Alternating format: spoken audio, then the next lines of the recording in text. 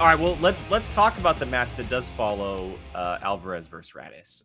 We talked a little bit there with Frankie. Kalinowski, Moses. Kalinowski is looking to defend the belt once again. And this time he is facing what would many consider another protege inside of the IG, right? He's this kid who has been playing, the fan leagues for a long time. He got his shot and he is making the most of it. Amarú Moses has been doing stuff all year long. He is 3-0 at the moment. And he's going up against the GOAT of IG, who has won 3 times. He has held that belt 3 different times. Let's break this down a little bit. So let's just anyone want to start with this one? Because this is a big match. Winner goes to Spectacular. Winner is playing in that final IG match of the year at Spectacular. I mean, go.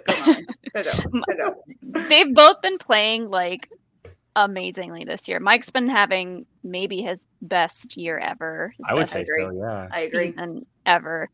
And it's funny because both of these players, usually you'll have one person who seems to be a little bit more confident in like live shows, live situations than the other one. But I mean, obviously Kalinowski is pretty confident. It's kind of what he does for a living, is perform, but Amarú looked great live, and I think he feels really comfortable in front of a live audience and under the lights and everything. So it'll be really, really fun to see these two players go up against each other and just to see if anything, can get in their heads, whether it be smack talk, the crowd, the lights, any of that.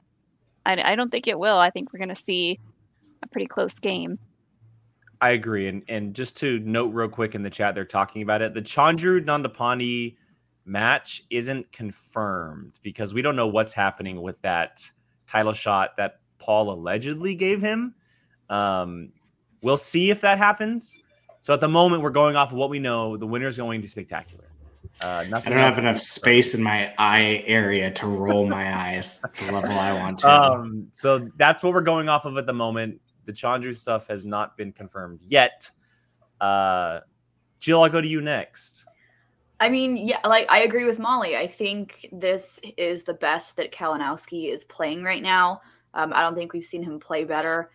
But, Rue came in as he was one of the first pickups, of the draft, and he's proving why he was. He came in along with the Fan League 4, and they're all amazing players. And Rue has just been taking names, and people said before his first live show when he played Saul, they were like, oh, maybe the lights will get to him, blah, blah, blah. And I was talking to him, and he was like, no, like I've answered trivia on national television before. Like the lights are nothing to me. And he is proving that it's not. So I don't think that's going to be an issue at all in this match. I think he thrives in a live environment.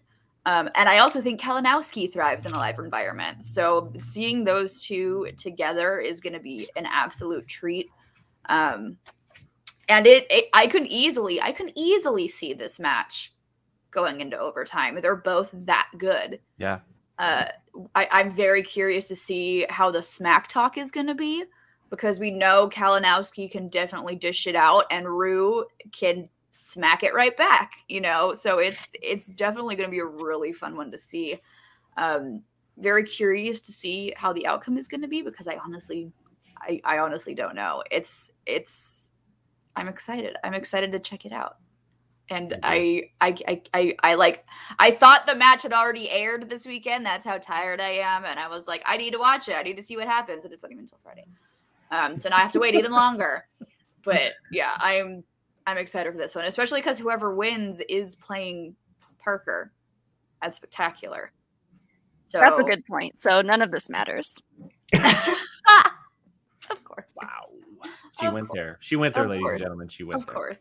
So, which in that part too, Parker is also playing the best he's ever played, I think, this season. So it's definitely going to be interesting to see what is going to happen and who he will be facing at Spectacular. Brian? Jake, who was my first favorite Schmoedown player when I first started watching? Kalinowski. Yeah. This is so hard, but I think I'm picking against him on this one. I think that times are gonna be a changing, and I think the young buck might squeak past the vet on this one. It's Kalinowski will always hold a special place in my heart. He's my first favorite person, but I think the belt's getting passed on this one. I think it's going to be in different hands by the end of that match. Interesting. It's hard. It's very hard. We've had Rue on this show multiple times, and he has played incredible this year. And he's lived up to the promise he made after that first match, right? He said, look, I didn't play my best. You're going to see better from me. And look where he's at. He has done what very few rookies have done in getting to a title match. He's currently undefeated. And he's beaten some very good competitors to this point. On the flip side, Mr. Mike Kalinowski, like Molly said, has by far been playing his best year, in my opinion. Last year was kind of like a little bit of a funk for him, right? He wasn't playing great in multiple divisions. He kind of seemed off. Maybe the digital era had a play in that. He really adjusted, kind of went back to his old ways, and he was able to not just get the belt back, but he was able to defend it, which we have not seen in an extremely long time. And so it's very, very hard, but I'm going to stick to what I had said a little while ago, in that I think it's going to be Parker versus Kalinowski at Spectacular, and that's when the belt gets passed to the younger generation. I think Parker beats Kalinowski at Spectacular, and it comes at the cost of Rue, and he's going to hate me because I picked against him last time too, and he spanked up on Saul. And I would love to see it happen this time, but there's something really magical about what Kalinowski is doing for how long he's been in this league. He's one of those guys. You see, it's okay, Jake. It's okay. Yeah. I got you, Rue. He's one of these few guys who are left in the league who have seen every iteration of what the Schmoedown is, and just like Dan Murrell, he has battled his way through every iteration of the Schmoedown, and he's held a belt in every version of it. And so, for what he's being able to do now with the competition, the questions, I have a really hard time going against him. I really do. But we'll see. I mean, Magic could very well be on Rue's side. Like, it very well could be on Rue's side, and I would love to see it. It'd be very, very fun.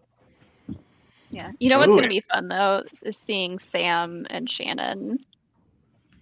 Yeah. Oh my God, in person. Yeah, I kind of feel bad for Sam, to be honest. Like, Shannon's going to tear him apart. Yeah.